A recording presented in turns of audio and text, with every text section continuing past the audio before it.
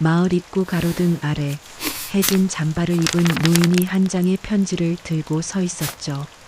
손이 부들부들 떨렸습니다. 편지 마지막 줄엔 이렇게 적혀 있었어요.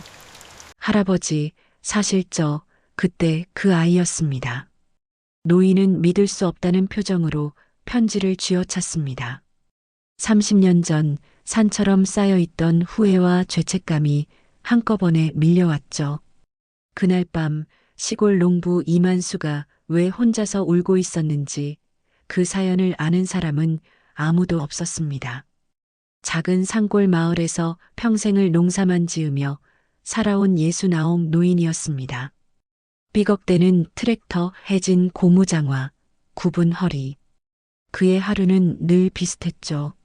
새벽 5시 닭 우는 소리에 일어나 보리밭을 둘러보고 비닐하우스 문을 열고 흙냄새 나는 공기를 한껏 들이마시며 시작하는 하루였습니다. 겉으로 보기엔 평화로운 시골 노인이었습니다. 하지만 그의 마음 한쪽에는 30년째 아무에게도 말 못한 상처가 하나 있었죠. 젊은 시절 가난과 자존심 때문에 딸과 크게 싸우고 도시로 떠나겠다는 딸을 말리지 못했던 날이 있었습니다. 다시는 안 올 거야. 눈물 섞인 목소리를 마지막으로 연락이 끊겨버렸죠. 그날 이후 이만수는 결혼도 하지 않고 혼자 땅만 바라보며 살아왔습니다. 그렇게 계절이 수십 번 바뀌고 머리칼이 희게 샜을 때였습니다. 서울에서 전화 한 통이 걸려왔죠. 어르신, 이번에 시에서 농촌 지원 프로젝트 담당자가 몇 달 동안 마을에 상주하면서 도와드릴 예정입니다. 며칠 뒤 작은 캐리어를 끌고 마을 버스 정류장에 한 여자가 내려섰습니다. 단정한 코트를 입은 30살 남짓의 도시 여자였죠. 이마에 땀이 송골송골 맺혀 있었지만 웃는 얼굴은 환했습니다. 안녕하세요. 시청에서 온 정하늘이라고 합니다. 앞으로 어르신들 농사 지원 도와드릴게요. 그때 이만수는 몰랐습니다. 저 도시 여자가 자신의 남은 인생을 뒤집어 놓을 사람이라는 거요. 그리고 그 만남이 30년 전 끊어졌던 인연을 다시 이어줄 거라는 것도 말이죠. 정하늘은 마을회관 작은 방에 짐을 풀었습니다. 보일러가 잘 안 돌아가 서늘한 공기가 감돌았지만 창밖으로 보이는 논과 산이 마음을 편하게 만들었죠. 그녀의 역할은 분명했습니다. 농민들 보조금 신청 도와주기, 스마트폰 사용이 익숙하지 않은 어르신들 대신 앱 깔아드리고 농기계 지원 서류 챙겨드리고 시장에 내다 팔 온라인 장터 사진도 찍어주는 일이었습니다. 첫 회의 날 마을 어르신들이 하나 둘 모여 앉았습니다. 뭔 지원이요? 서류가 뭔디? 우린 그냥 씨 뿌리고 거두면 되는 것이지. 그런 건 어려워. 이만수도 뒷자리 구석에 팔짱을 끼고 앉아 있었습니다. 도시에서 왔다는 젊은 여자를 위아래로 흘깃흘깃 훑어보며 속으로 중얼거렸죠.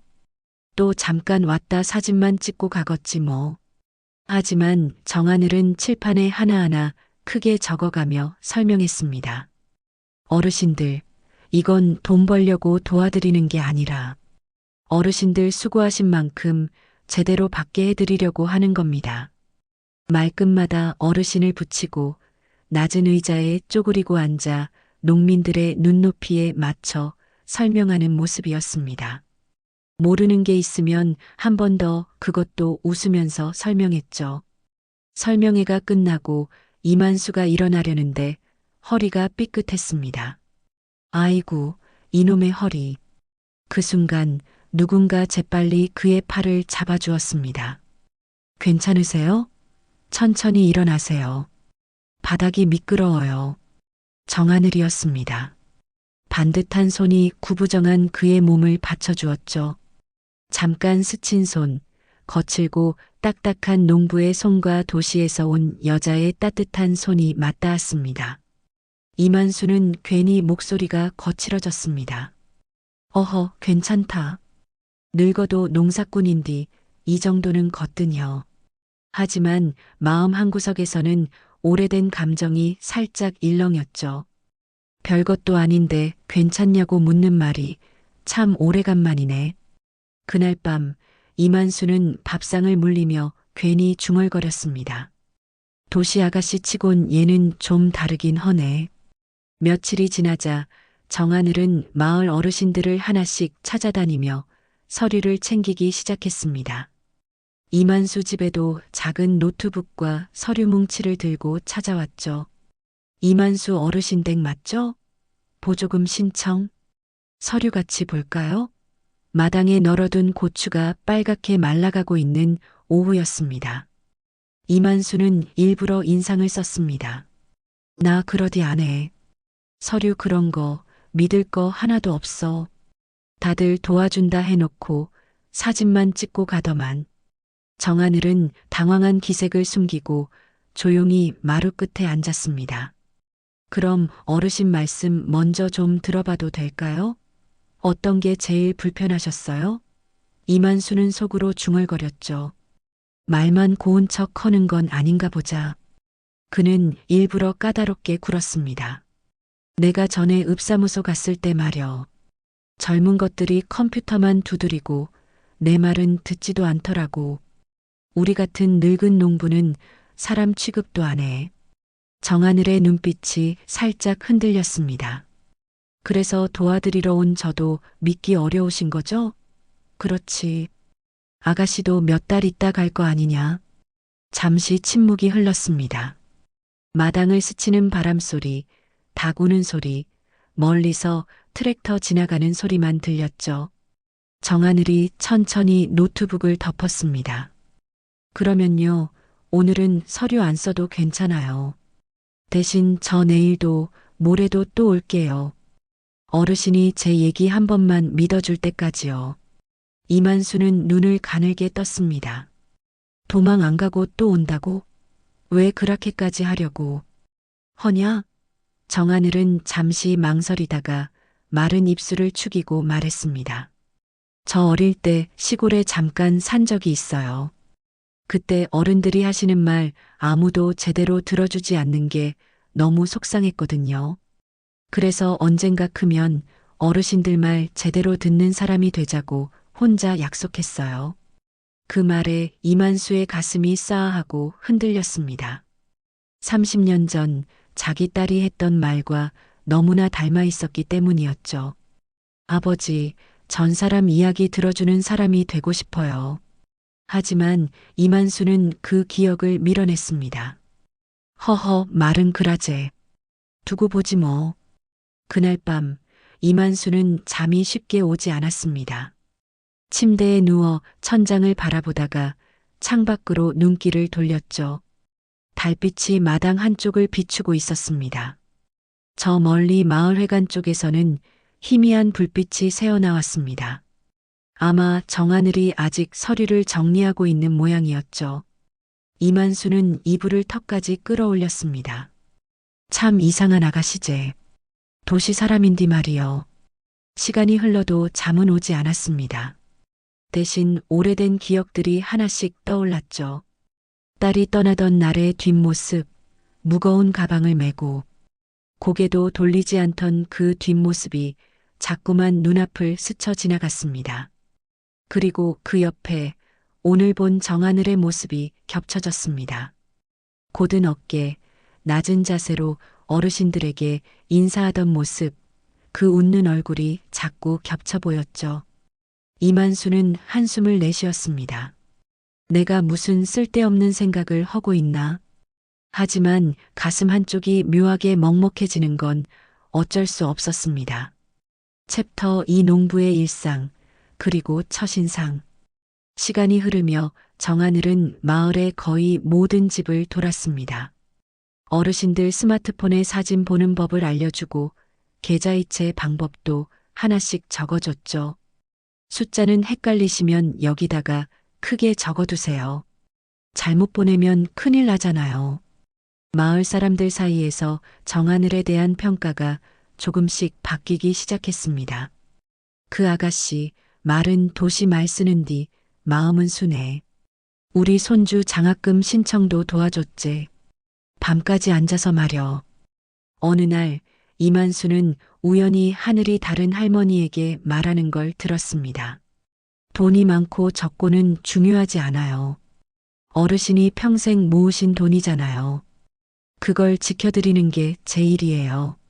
그 말에 이만수의 손이 멈췄습니다. 삽자루를 잡고 있던 손이 흙 위에 달칵 떨어졌죠. 30년 전 딸이 도시로 떠나기 전에 했던 말이 떠올랐습니다. 아버지, 돈도 중요하지만 사람 마음부터 먼저 지키고 싶어요. 같은 말투, 비슷한 표현이었습니다. 고개를 저었지만 자꾸만 겹쳐 보였죠. 그날 저녁 마을회관에서 작은 소동이 일어났습니다. 시청에서 내려온 팀장이라는 사람이 회의를 하다가 목소리를 높였죠. 정하늘 씨, 이 예산표 이게 뭐예요? 지원 대상이 아닌 농가까지 넣어놨잖아요. 우리 쪽 실수로 알고 다 책임지세요. 하늘의 얼굴이 하얗게 질렸습니다. 팀장님, 여기 들어간 농가들은 서류상으론 기준이 살짝 모자라지만 실제로는 더 어려운 집들이에요. 그래서 추가 의견으로만 적어둔 건데 지금 나한테 말대꾸예요? 보고서엔 그냥 실수라고 써요. 위에서는 이유 안 물어요. 당신이 잘못한 걸로 처리하면 돼요. 이만수는 문 밖에서 그 말을 듣고 있었습니다. 손에 쥔 모자가 서서히 구겨졌죠. 잘못한 것도 없는 알을 왜 저리 잡아먹으려고 드는겨.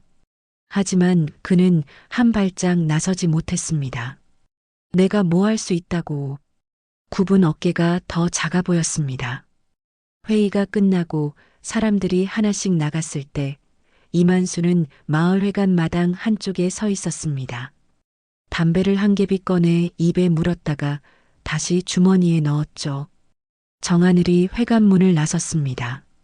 눈이 빨갛게 부어 있었지만 그래도 웃으려고 애쓰는 모습이 보였습니다. 이만수와 눈이 마주쳤습니다. 어르신, 하늘의 목소리가 떨렸습니다. 괜찮습니다. 별일 아니에요. 별일 아닌 게 어디 있냐? 네가 잘못한 것도 아닌데. 알아주셔서 감사해요. 그래도 괜찮아요. 이런 일은 원래 있는 거니까요. 정하늘은 고개를 숙여 인사하고 자리를 떴습니다. 이만수는 그 뒷모습을 한참 바라봤습니다. 작은 어깨가 바람에 흔들리는 것 같았죠. 혼자 다 짊어지고 가는구나. 그 순간 30년 전 딸의 뒷모습이 다시 떠올랐습니다. 무거운 짐을 혼자 메고 고개도 돌리지 않고 떠나던 그날이 생생했죠. 그때도 이만수는 아무 말도 하지 못했습니다. 내가 약했어. 딸한테도 그리고 지금도. 가슴이 답답했습니다. 다음 날 정하늘은 눈이 부은 얼굴로 마을을 돌았습니다. 그럼에도 어르신들 앞에서는 늘 그렇듯 웃었죠. 어제 뭐 좀 일이 있었던 것 같은데? 한 할머니가 물었습니다. 괜찮아요.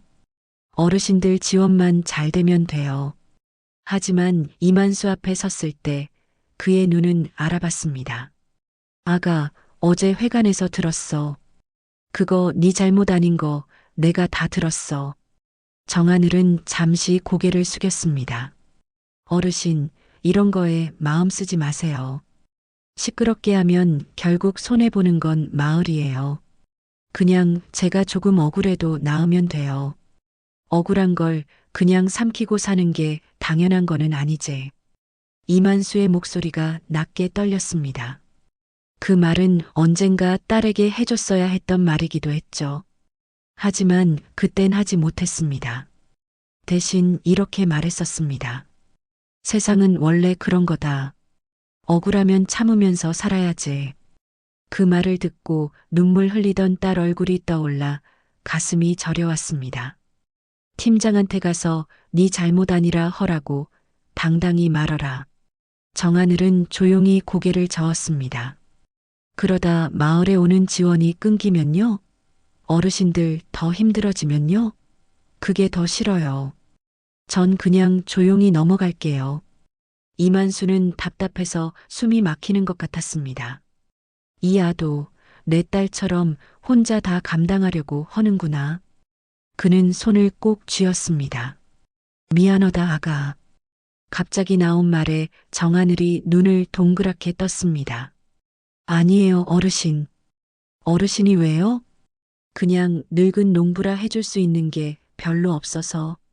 정하늘은 잠시 말없이 그를 바라봤습니다. 그러다 조용히 미소를 지었죠. 어르신이 제 말 들어주시는 것만으로도 충분해요. 정말이에요. 그날 오후 이만수는 밭에서 일을 하다가 멈췄습니다. 땀을 닦으며 하늘을 올려다봤죠. 구름 한 점 없이 맑은 하늘이었습니다. 내가 뭘 할 수 있을까?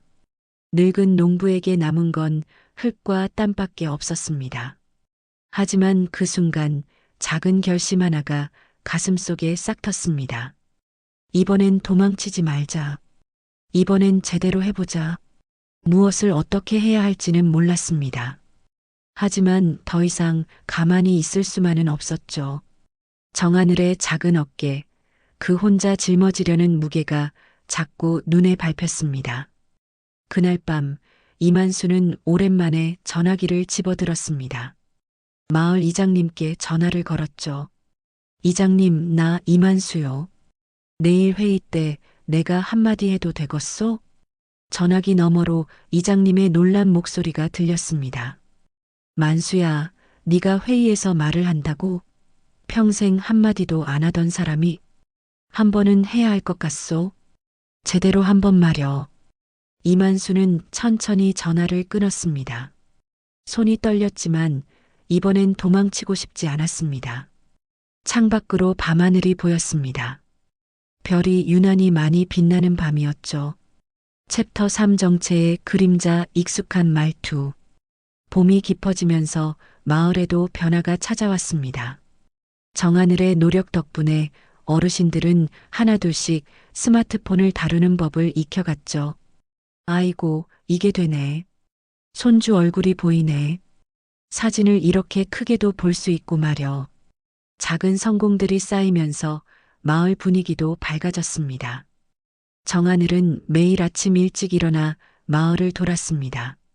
어르신 한 분 한 분의 집을 찾아가 필요한 게 뭔지 물어보고 서류를 챙겨주고 때로는 그냥 이야기를 들어주기도 했죠.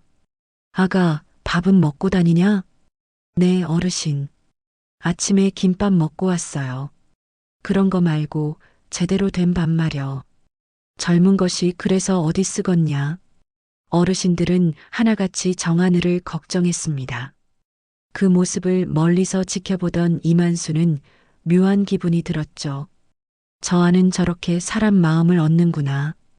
어느 오후 이만수는 밭에서 일을 하다가 목이 말라 물을 마시러 집으로 돌아왔습니다. 마당 한쪽에서 정하늘이 다른 할머니와 이야기를 나누고 있었죠. 할머니, 이 통장에 돈이 얼마 들어있는지 확인하는 법 알려드릴게요. 아이고, 그런 거 알아서 뭐하노? 돈 많은 것도 아닌디. 돈이 많고 적고는 중요하지 않아요. 어르신이 평생 모으신 돈이잖아요. 그걸 지켜드리는 게 제 일이에요. 그 순간 이만수의 손이 멈췄습니다. 물컵을 들고 있던 손이 미세하게 떨렸죠. 30년 전 딸이 도시로 떠나기 전날 밤에 했던 말이 귓가에 맴돌았습니다. 아버지, 돈도 중요하지만 사람 마음부터 먼저 지키고 싶어요. 그게 제일 소중한 거잖아요. 똑같은 말투, 비슷한 표현이었습니다. 이만수는 고개를 저었습니다. 우연이제. 그냥 우연이야. 하지만 그날 이후로 자꾸만 신경이 쓰였습니다. 정하늘이 어르신들에게 인사하는 방식, 말하는 톤, 심지어 웃을 때 눈이 가늘어지는 모습까지도 딸과 비슷하게 느껴졌죠. 며칠 뒤 마을 회관에서 작은 모임이 있었습니다. 농번기를 앞두고 올해 농사 계획을 의논하는 자리였죠. 정하늘도 참석했습니다. 어르신들이 하나씩 의견을 내놓을 때 한 할아버지가 불만을 토로했습니다. 올해 비료값이 너무 올랐어. 작년보다 30%나 올랐다고. 이래서야 농사 지어봤자 남는 게 뭐가 있겠냐. 다른 어르신들도 고개를 끄덕였습니다. 정하늘이 조용히 말했습니다. 어르신들, 제가 알아봤는데요. 공동 구매로 하면 조금이라도 싸게 살 수 있어요. 옆 마을이랑 같이 주문하면 할인을 받을 수 있대요. 그게 되겠냐? 한번 해볼게요. 어차피 똑같이 쓸 거 조금이라도 아껴서 나쁠 건 없잖아요. 그 말에 어르신들이 웅성거렸습니다. 그것도 생각이네. 한번 해보자고. 이만수는 구석에 앉아 정하늘을 바라봤습니다. 그녀의 눈빛에는 진심이 담겨 있었습니다. 돈을 벌기 위한 것도 아니고 누군가에게 잘 보이기 위한 것도 아닌 그냥 순수하게 어르신들을 돕고 싶어 하는 마음이 느껴졌죠. 내 딸도 저랬었지. 회의가 끝나고 사람들이 하나씩 자리를 떴습니다. 이만수는 마당에 홀로 남아 담배를 피우고 있었습니다. 정하늘이 회관문을 나서다가 그를 발견하고 다가왔습니다. 어르신, 아직 안 가세요? 응, 그냥 좀 이따 가려고. 잠시 침묵이 흘렀습니다. 저녁 바람이 두 사람 사이를 스쳐 지나갔죠. 어르신. 정하늘이 조심스럽게 말을 꺼냈습니다. 어르신은 왜 혼자 사세요? 가족은 안 계세요? 이만수의 몸이 굳었습니다. 왜 그런 걸 묻냐? 아니, 그냥 궁금해서요. 마을 어르신들이 다들 어르신 걱정하시더라고요. 혼자 사시는 게 힘드실 텐데 자식들은 왜 안 오냐고. 자식 없어. 짧게 대답했지만 목소리가 떨렸습니다. 정하늘은 그 미묘한 떨림을 놓치지 않았습니다. 그럼 형제는요? 없어. 나 혼자요. 거짓말이었습니다. 딸이 있었고 그 딸에게는 아이도 있었을 테니까요. 하지만 이만수는 그 사실을 말할 수 없었습니다. 자기 잘못으로 가족을 잃었다는 걸 인정하기엔 아직도 가슴이 아팠죠. 정하늘은 더 이상 묻지 않았습니다. 대신 조용히 말했습니다. 외로우시겠어요. 뭐가? 혼자 사시는 거요. 저도 잠깐이지만 혼자 살아봐서 알아요. 밥 먹을 때 제일 외롭더라고요. 이만수의 가슴이 뜨끔했습니다. 맞는 말이었으니까요. 매일 저녁 혼자 밥상을 받아놓고 먹을 때마다 느끼는 그 공허함을 정하늘은 정확히 짚어냈습니다. 니는 왜 혼자 사냐? 가족은? 저도 혼자예요. 아빠는 돌아가셨고 엄마는 재혼하셨어요. 그래서 저는 그냥 혼자 살아요. 그럼 외롭지 않냐? 외롭죠. 근데 익숙해요. 정하늘은 씁쓸하게 웃었습니다. 그 웃음이 이만수의 가슴을 후벼 팠습니다. 이하도 혼자였구나. 그날 밤 이만수는 잠을 이루지 못했습니다. 정하늘의 말이 머릿속을 맴돌았죠. 외롭죠. 근데 익숙해요. 그 말이 너무나 슬펐습니다. 누군가 외로움에 익숙해진다는 건 그만큼 오래 혼자였다는 뜻이니까요. 이만수는 창밖을 바라봤습니다. 마을회관 쪽에서 불빛이 새어나왔습니다. 정하늘이 아직도 일을 하고 있는 모양이었죠. 저 아는 언제 쉬는겨. 다음 날 이만수는 일찍 일어나 밭으로 나갔습니다. 새벽 공기는 차갑고 상쾌했죠. 트랙터를 몰고 밭을 갈다가 마을 입구 쪽에서 누군가 걸어오는 게 보였습니다. 정하늘이었습니다. 새벽부터 어디를 가는 건지 작은 가방을 메고 빠른 걸음으로 걷고 있었죠. 이만수는 트랙터를 멈추고 그녀를 불렀습니다. 아가, 이 새벽에 어디 가냐? 정하늘이 돌아봤습니다. 어르신, 벌써 일하세요? 저는 읍내 가요. 서류 제출하러요. 읍내까지? 버스도 아직 안 다니는데. 괜찮아요. 걸어가면 되죠. 운동도 될 겸. 읍내까지는 걸어서 1시간은 좋게 걸리는 거리였습니다. 이만수는 트랙터에서 내렸습니다. 타라. 데려다 줄게. 아니에요, 괜찮아요. 어르신 일하셔야 하잖아요. 일은 나중에 해도 돼. 타. 목소리가 단호했습니다. 정하늘은 잠시 망설이다가 고개를 숙여 인사했습니다. 감사합니다, 어르신. 트랙터에 나란히 앉아 읍내로 가는 길, 두 사람은 말이 없었습니다. 아침 햇살이 논 위로 쏟아지고 새들이 지저귀는 소리만 들렸죠. 한참을 가다가 이만수가 입을 열었습니다. 니 왜 이 일하냐? 네. 이런 시골 마을까지 와서 돈도 별로 안 되는 일을 왜 하냐 말여. 정하늘은 잠시 생각하다가 대답했습니다. 저 어릴 때 시골에서 살았어요. 아빠가 돌아가시기 전에요. 그래. 그때 마을 어르신들이 저한테 정말 잘해주셨어요. 밥도 챙겨주시고 학교 다녀오면 간식도 주시고. 그런데 제가 아무것도 못 해드렸어요. 너무 어렸으니까요. 정하늘의 목소리가 조금 떨렸습니다. 그래서 크면 꼭 어르신들 도와드리는 일을 하고 싶었어요. 그때 받은 마음을 돌려드리고 싶었죠. 이만수는 아무 말도 하지 못했습니다. 가슴 한쪽이 먹먹해졌죠. 네 아버지는 좋은 사람이었겠다. 네. 아빠는 정말 좋은 사람이었어요. 정하늘의 눈에 눈물이 살짝 맺혔습니다. 아빠가 늘 말씀하셨어요. 사람은 따뜻하게 살아야 한다고. 돈보다 마음이 먼저라고. 이만수의 손이 핸들 위에서 꽉 쥐어졌습니다. 내 아들도 그랬지. 30년 전 도시로 떠나기 전에 아들이 했던 말이 떠올랐습니다. 아버지, 저는 사람들 마음 따뜻하게 해주는 일을 하고 싶어요. 그때 이만수는 코웃음을 쳤었습니다. 먹고 살기도 힘든디 무슨 소리냐? 아들은 아무 말 없이 고개를 떨구었죠. 그리고 며칠 뒤 짐을 싸서 떠났습니다. 이만수는 한숨을 내쉬었습니다. 읍내에 도착해 정하늘을 내려주고 이만수는 다시 마을로 돌아왔습니다. 혼자 트랙터를 몰며 생각에 잠겼죠. 정하늘이라는 점점 더 내 가족 같아. 하지만 곧 고개를 저었습니다. 내가 무슨 헛된 생각을 하고 있나? 그냥 우연이지.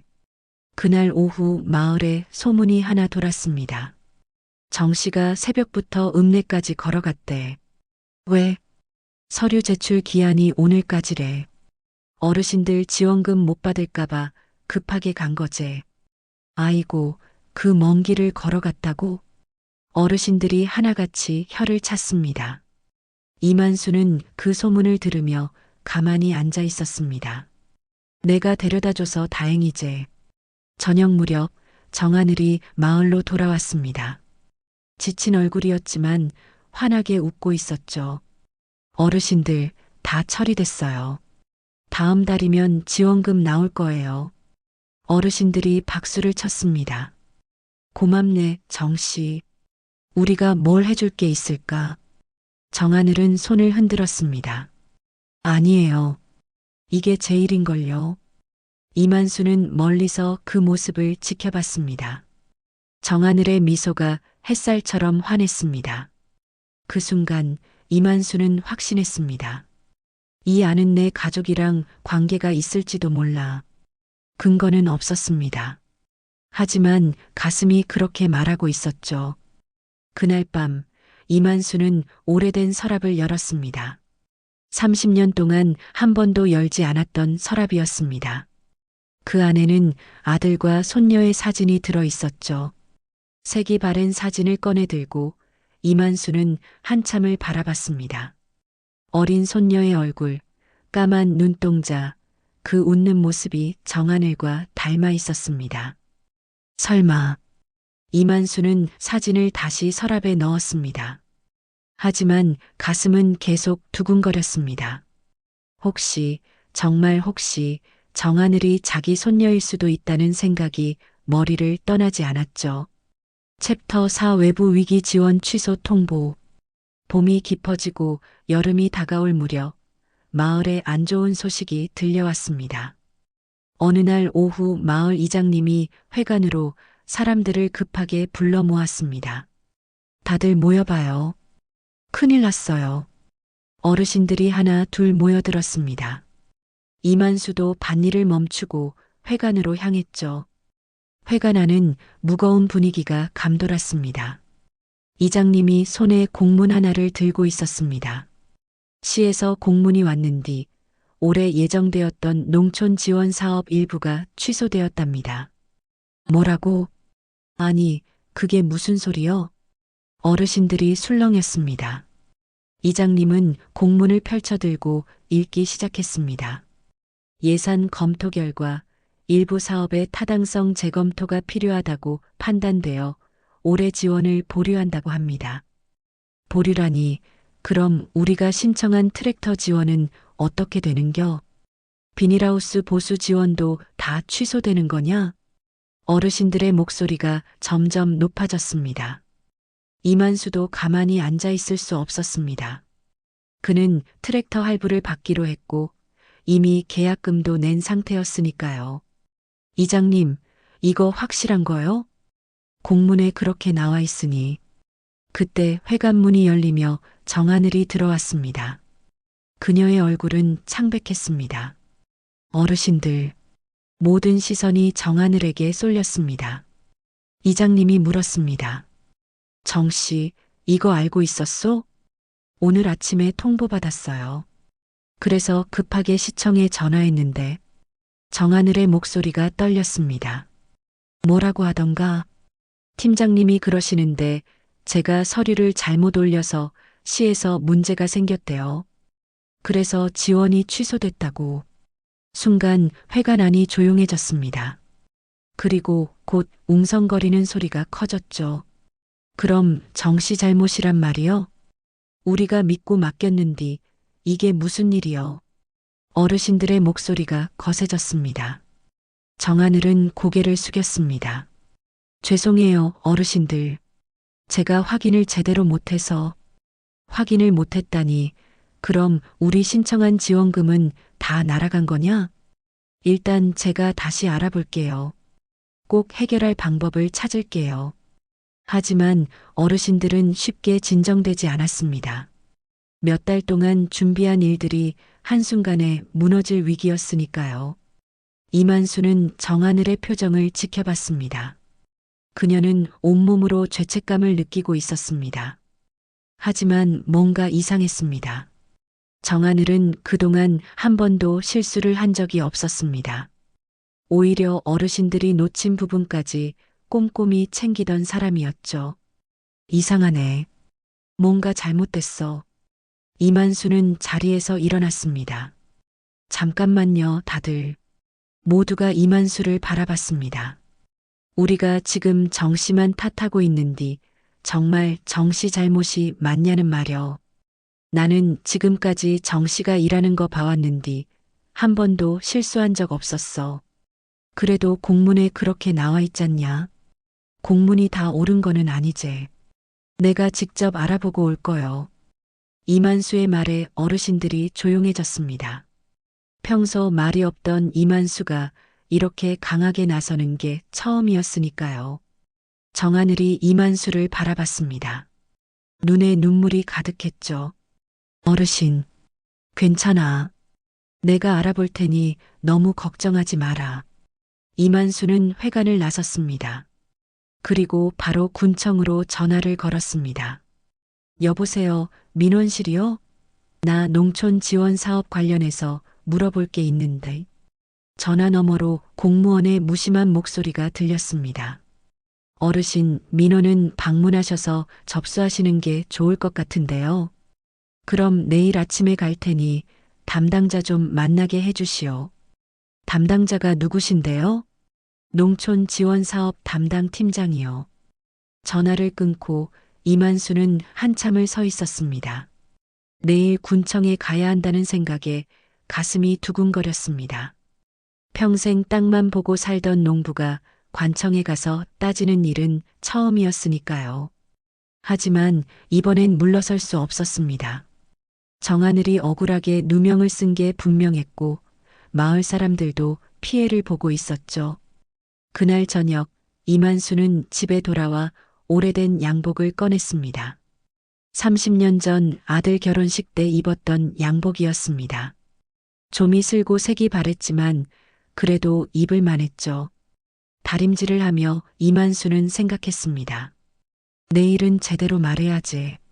정씨를 위해서라도. 밤이 깊어갔습니다. 마을은 조용했고 별만 하늘에 가득했죠. 하지만 이만수는 잠을 이룰 수 없었습니다. 내일 무슨 말을 해야 할지, 어떻게 설득해야 할지 머릿속이 복잡했습니다. 새벽녘 이만수는 결국 잠을 포기하고 일어났습니다. 양복을 입고 낡은 구두를 신고 머리를 빗었습니다. 거울을 보니 낯선 자기 모습이 보였습니다. 굽은 허리에 주름진 얼굴, 하지만 눈빛만큼은 단호했죠. 오늘은 물러서지 않을 거다. 이만수는 집을 나섰습니다. 버스 정류장으로 가는 길에 마을회관을 지나쳤습니다. 불이 켜져 있었죠. 창문 너머로 정하늘이 보였습니다. 그녀는 책상에 엎드려 있었습니다. 어깨가 떨리고 있었죠. 이만수는 발걸음을 멈췄습니다. 문을 두드리고 싶었지만 그러지 않았습니다. 대신 조용히 회관을 지나쳐 버스 정류장으로 향했습니다. 기다려라. 내가 꼭 해결하고 올게. 버스에 올라 군청으로 가는 동안 이만수는 계속 생각했습니다. 무슨 말을 해야 할까? 어떻게 설득해야 할까? 그리고 정하늘의 떨리는 어깨가 계속 눈앞에 어른거렸습니다. 이번엔 꼭 지켜줘야지. 내 딸 때처럼 놓치면 안 돼.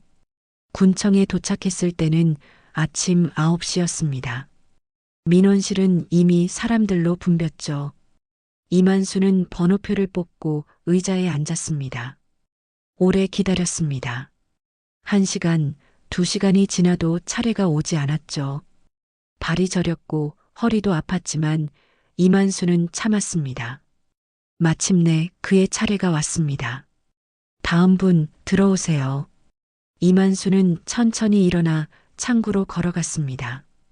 젊은 공무원이 무표정한 얼굴로 그를 바라봤습니다. 무슨 일로 오셨어요? 농촌 지원 사업 취소 건으로 왔소. 아, 그거요. 그건 이미 결정된 사항인데요. 나는 그 결정이 잘못됐다고 생각해서 왔소. 공무원이 눈썹을 치켜 올렸습니다. 어르신, 여기는 민원 제기하는 곳이 아니에요. 이해 신청은 따로 절차가 있어요. 나는 절차가 아니라 사람 이야기하러 왔소. 네.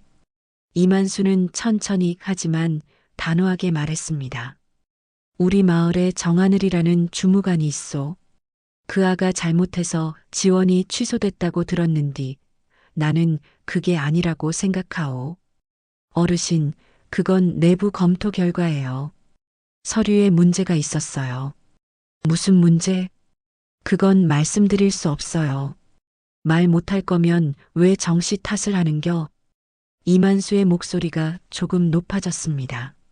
주변 사람들이 쳐다봤지만 이만수는 개의치 않았죠. 어르신, 흥분하지 마세요. 진정하시고. 나는 진정하고 있어. 근디 당신네들이 우리를 진정시키지 못하고 있는 거제. 공무원은 당황한 표정으로 위쪽을 쳐다봤습니다. 그때 안쪽에서 중년 남자가 나왔습니다. 무슨 일입니까? 팀장님, 이 어르신이. 이만수는 그 중년 남자를 똑바로 바라봤습니다. 당신이 농촌 지원 사업 담당 팀장이요? 네, 그런데요. 내 말 좀 들어보시오. 이만수는 한 발짝 앞으로 나섰습니다. 그의 눈빛이 흔들림 없이 단호했죠. 민원실 전체가 조용해졌습니다.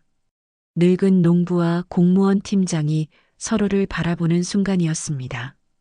챕터 5 농부의 선택 작지만 단단한 한마디. 군청 민원실은 형광등 불빛 아래 차갑게 빛나고 있었습니다. 컴퓨터 키보드 소리만 딸깍딸깍 울리는 가운데 이만수는 팀장과 마주 서 있었죠. 해진 양복에 낡은 구두를 신은 농부의 모습은 분명 눈에 띄는 존재였습니다. 하지만 그의 눈빛은 그 누구보다 단단했죠. 팀장님, 정한을 주무관이 실수했다고 하는데 증거가 뭐요? 이만수의 목소리는 낮았지만 분명했습니다. 팀장은 서류철을 들어보였습니다. 여기 보시면 알겠지만 지원 대상이 아닌 농가들이 포함되어 있어요. 이건 명백한 실수입니다. 이만수는 한 걸음 더 다가섰습니다. 그 농가들이 왜 지원 대상이 아닌지? 기준에 못 미치기 때문이죠. 규정은 명확합니다. 규정이 사람보다 중요한가? 그 한마디에 민원실이 조용해졌습니다. 팀장은 당황한 표정을 지었죠. 어르신, 그게 무슨 말씀이신지. 내가 그 농가들 다 아는 뒤 서류상으론 기준에 못 미칠지 몰라도 실제로는 더 어려운 집들이요. 정주무관은 그걸 알고 추가 의견으로 적어둔 거지. 실수가 아니제. 이만수의 말은 조용했지만 무게가 있었습니다. 평생 땅과 함께 살아온 농부의 진심이 담겨 있었죠. 팀장은 입술을 깨물었습니다. 그래도 규정은 지켜야 합니다. 예외를 둘 순 없어요. 예외가 아니라 현실을 보라는 거요. 이만수는 천천히 주머니에서 낡은 수첩을 꺼냈습니다. 거기엔 마을 농가들의 실상이 빼곡히 적혀 있었죠. 여기 보시오. 박신혜는 작년에 우박 맞아서 수확량이 반도 안 됐고 김신혜는 아들이 병원에 입원해서 병원비로 다 써버렸소. 서류상으론 땅이 있으니 부자로 보이지만 실제론 먹고 살기도 힘든 사람들이요. 팀장은 수첩을 받아들고 잠시 훑어봤습니다. 삐뚤빼뚤한 글씨로 쓰인 내용들이 가슴을 울렸죠. 어르신이 직접 조사하신 건가요? 정 주무관이 다 알아봤지. 집집마다 다니면서 말여. 그런디 당신네들은 사무실에 앉아서 서류만 보고 판단하는 거 아니오? 그 순간 옆에서 누군가 말했습니다. 할아버지, 잠깐 이쪽으로 오세요. 정하늘이었습니다. 언제 왔는지 민원실 한쪽에 서 있었죠. 얼굴이 새하얗게 질려 있었지만 이만수의 팔을 잡는 손은 단단했습니다. 여기까지 어떻게 오셨어요? 네 일인데 어떻게 가만 있냐? 괜찮아요, 어르신. 괜히 나서지 마세요. 제가 책임지면 돼요. 이만수는 정하늘의 손을 뿌리치고 다시 팀장을 바라봤습니다. 아니다. 이건 네 혼자 책임질 일이 아니요. 그리고 민원실 전체에 들리도록 말했습니다. 저 글씨에서 내려온 공문 말이요. 정하늘 양이 실수해서 지원이 끊겼다 했다고 들었는디 그거 사실 아니요. 팀장이 안경 너머로 이만수를 올려다봤습니다. 어르신이 그걸 어떻게 아세요? 나는 그 아가가 우리 마을에서 어떻게 일했는지 눈으로 보고 살았는디 그렇게 사람 무시하는 말은 도저히 못 듣겠소. 이만수의 목소리는 크지 않았습니다. 하지만 평생 흙과 바람을 버텨낸 단단한 삶이 묻어있는 목소리였죠. 민원실에 있던 사람들이 하나둘 고개를 돌려 이만수를 바라봤습니다. 늙은 농부가 젊은 여자를 위해 나서는 모습이 인상적이었던 거죠. 지원 끊을 거면 정확히 알아보고 끊으시오. 실수한 사람은 다른 데 있는디 힘없고 어린 것한테 뒤집어 씌우지 말고. 팀장의 얼굴이 붉어졌습니다. 어르신, 그런 추측성 발언은 추측이 아니요. 내가 다 봤다니까. 이만수는 한 발짝 더 다가섰습니다. 정주무관은 새벽부터 밤늦게까지 마을 집집마다 다니면서 어르신들 도와줬소. 스마트폰도 가르쳐주고 서류도 대신 써주고 병원 예약도 해주고. 그러나가 실수를 했다? 난 못 믿겠소. 순간 민원실 전체가 조용해졌습니다. 컴퓨터 키보드 소리도 프린터 돌아가는 소리도 모두 멈춘 듯 했죠. 팀장은 입술을 깨물며 생각에 잠겼습니다. 사실 그도 알고 있었습니다. 이번 지원 취소가 정하늘의 실수 때문이 아니라는 걸요. 위에서 예산을 줄이라는 압박이 있었고 누군가는 희생양이 되어야 했습니다. 그때 가장 만만한 사람이 정하늘이었죠. 젊고 계약직이고 뒤를 봐줄 사람도 없었으니까요. 팀장이 말했습니다. 어르신, 혹시 성함이 전라북도 산골 마을 보리밭 큰 농 가진 이만수요. 그 이름을 듣는 순간 팀장의 얼굴색이 바뀌었습니다. 이만수, 그 이름은 군에서 추진 중인 마을 대표 스마트 농업 시범단지의 핵심 농민 대표였죠. 보고서에도 여러 번 올라간 이름이었습니다. 이만수 농가의 협조 없이는 사업 진행이 어렵습니다. 라는 문장이 책상 위 문서에 선명히 쓰여 있었던 바로 그 이름이었습니다. 팀장은 황급히 말했습니다. 이만수 어르신이시군요. 아, 그 시범단지 사업. 그래, 나요. 근데 내가 누군지가 중요한 게 아니라 지금 잘못을 바로잡는 게 중요한 거 아니오? 이만수는 팀장을 똑바로 바라봤습니다. 내가 원하는 건 간단해요. 정주무관 잘못이 아니라는 거 인정하고 지원 사업 다시 살려내시오.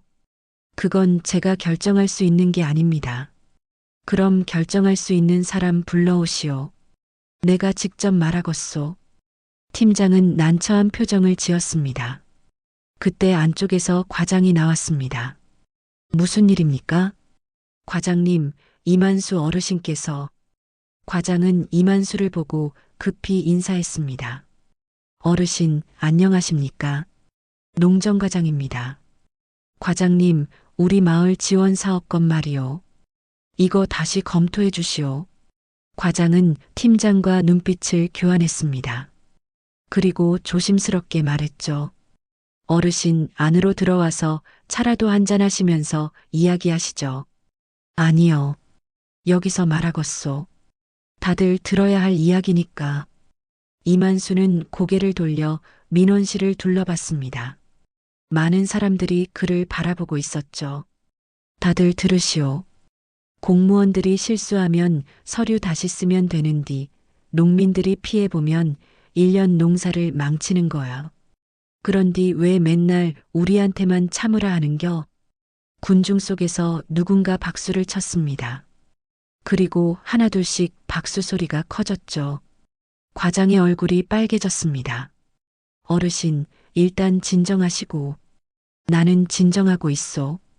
근데 당신네들이 일을 제대로 안 하니까 이렇게 나온 거지. 정하늘이 이만수의 팔을 잡았습니다. 어르신, 제발 그만하세요. 저 때문에. 니 때문이 아니요. 이건 우리 모두의 일이지. 이만수는 다시 과장을 바라봤습니다. 내가 시범단지 사업에서 빠지면 어떻게 되는지 알지? 과장의 얼굴이 하얗게 질렸습니다. 시범단지 사업은 군수의 핵심 공약이었고 이만수는 그 사업의 중심이었죠. 어르신, 그러시면 걱정 마시오. 내가 협박하는 거 아니요. 다만 정의를 바로 세우자는 거지. 이만수는 천천히 말을 이었습니다. 정주무관 복직시키고 지원사업 원래대로 진행하시오. 그럼 나도 시범단지 사업 계속 협조하겠소. 과장은 한숨을 내쉬었습니다. 그리고 팀장을 바라봤죠. 팀장, 이건 다시 검토해 보세요. 아무래도 우리가 놓친 부분이 있는 것 같습니다. 팀장은 억울한 표정을 지었지만 고개를 끄덕였습니다. 네, 알겠습니다. 과장이 이만수에게 고개를 숙였습니다. 어르신, 빠른 시일 내에 재검토해서 결과 알려드리겠습니다. 언제까지? 이번 주 안으로 하겠습니다. 약속하시오? 네, 약속드립니다. 이만수는 고개를 끄덕였습니다. 그리고 정하늘을 바라봤죠. 가자, 아가. 정하늘은 눈물이 그렁그렁한 채로 이만수를 따라 나왔습니다. 군청을 나서자 봄 햇살이 따뜻하게 내리쬐고 있었습니다. 정하늘이 말했습니다. 어르신, 왜 그러셨어요?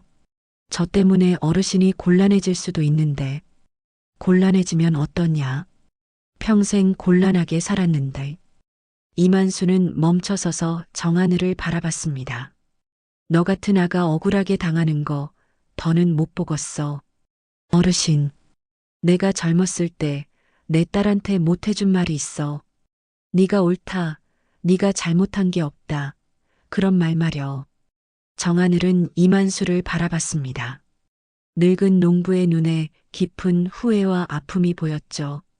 그때 못했던 말, 이제라도 하고 싶었어.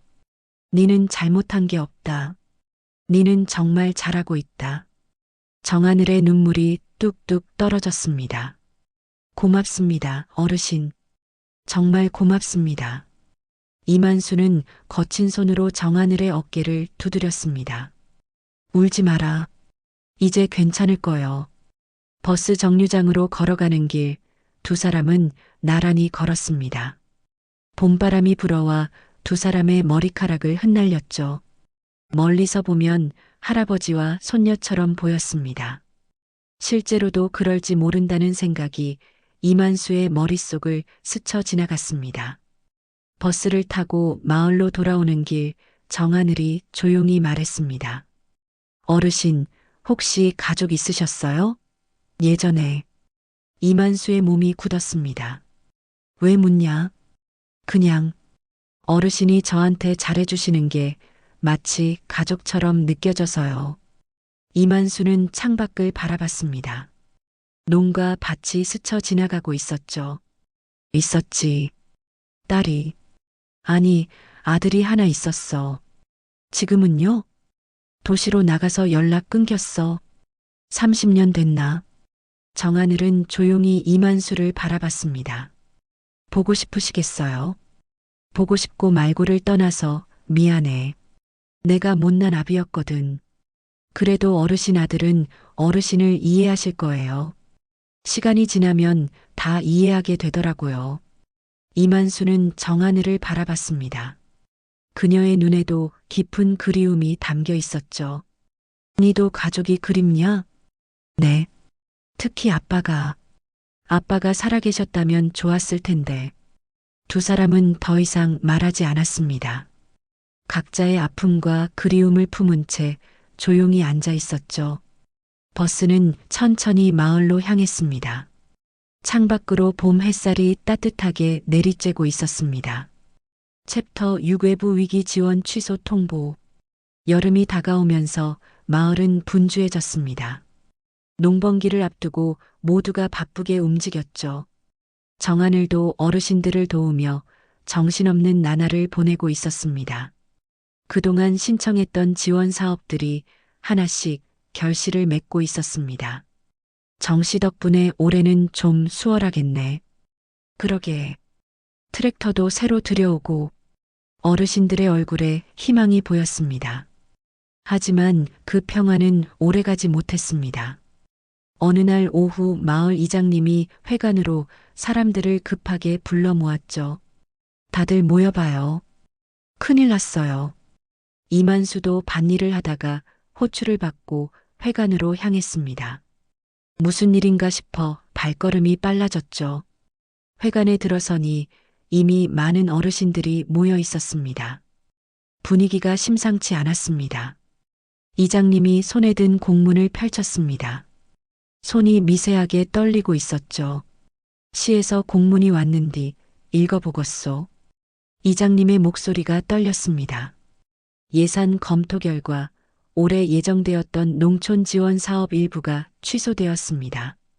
그 한마디에 회관 안이 술렁였습니다. 뭐라고? 아니, 이게 무슨 소리여?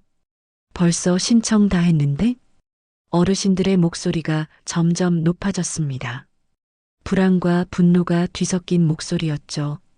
이장님이 계속 읽었습니다. 예산 재검토 결과 일부 사업의 타당성이 부족하다고 판단되어 올해 지원을 보류합니다. 한 할아버지가 벌떡 일어났습니다. 보류라니, 그럼 우리가 신청한 트랙터 지원은 어떻게 되는겨? 비닐하우스 보수 지원도 다 취소되는 거냐? 나는 이미 계약금까지 냈는데. 회관이 아수라장이 됐습니다. 모두가 한 번에 말하기 시작했죠. 이만수도 가만히 앉아 있을 수 없었습니다. 그도 트랙터 할부를 받기로 했고 이미 서류까지 다 제출한 상태였으니까요. 이장님, 이거 확실한 거요? 이만수의 목소리는 낮았지만 무거웠습니다. 공문에 그렇게 나와 있으니 확실한 것 같소? 이유가 뭔디? 왜 갑자기 취소한다는 거요? 이장님이 공문을 다시 들여다봤습니다. 여기 보면 서류 검토 과정에서 문제가 발견됐다고 하는데 그때 회관문이 열렸습니다. 정하늘이 들어왔죠. 얼굴이 창백했습니다. 모든 시선이 정하늘에게 쏠렸습니다. 그녀는 이미 이 소식을 알고 있는 것 같았죠. 어르신들, 목소리가 떨렸습니다. 이장님이 물었습니다. 정씨, 이거 알고 있었소? 정하늘이 고개를 끄덕였습니다. 오늘 아침에 통보받았어요. 그래서 급하게 시청에 전화했는데 뭐라고 하던가 모두가 숨을 죽이고 대답을 기다렸습니다. 정하늘의 입술이 떨렸습니다. 팀장님이 그러시는데 제가 서류를 잘못 올려서 시에서 문제가 생겼대요. 순간 회관 안이 조용해졌습니다. 믿을 수 없다는 표정들이었죠. 그리고 곧 웅성거리는 소리가 커졌습니다. 그럼 정씨 잘못이란 말이요? 우리가 믿고 맡겼는디 이게 무슨 일이요? 아니, 그동안 잘했는디 갑자기 왜? 어르신들의 목소리가 점점 거세졌습니다. 실망과 분노가 뒤섞인 목소리들이었죠. 정하늘은 고개를 깊이 숙였습니다. 죄송해요, 어르신들. 제가 확인을 제대로 못해서. 확인을 못했다니, 그럼 우리 신청한 지원금은 다 날아간 거냐? 한 할머니가 울먹였습니다. 나는 그 돈으로 병원비 내려고 했는데, 우리 집은 비닐하우스 안 고치면 농사 못 짓는데. 정하늘의 눈에 눈물이 맺혔습니다. 일단 제가 다시 알아볼게요. 꼭 해결할 방법을 찾을게요. 무슨 방법이 있겠어? 이미 취소됐다는데. 그래도 포기할 순 없잖아요. 제가 어떻게든. 이만수는 정하늘의 표정을 지켜봤습니다. 온몸으로 죄책감을 느끼고 있는 게 보였죠. 하지만 뭔가 이상했습니다. 정하늘은 그동안 한 번도 실수를 한 적이 없었습니다. 서류 하나하나를 3번씩 확인하고 어르신들이 놓친 부분까지 꼼꼼히 챙기던 사람이었죠. 이상하네. 뭔가 잘못됐어. 이만수는 조용히 생각에 잠겼습니다. 주변에서는 여전히 목소리가 높았습니다. 정씨, 당신이 책임져야 하는 거 아니오? 그동안 우리가 얼마나 기대했는데. 정하늘이 울먹이며 말했습니다. 정말 죄송해요. 제가 모든 책임을 지겠습니다. 책임을 어떻게 진다는 거요? 돈을 물어준다는 거요? 그건 제가 상부에 다시 건의해서. 그때 이만수가 일어났습니다. 잠깐만요, 다들. 모두가 이만수를 바라봤습니다.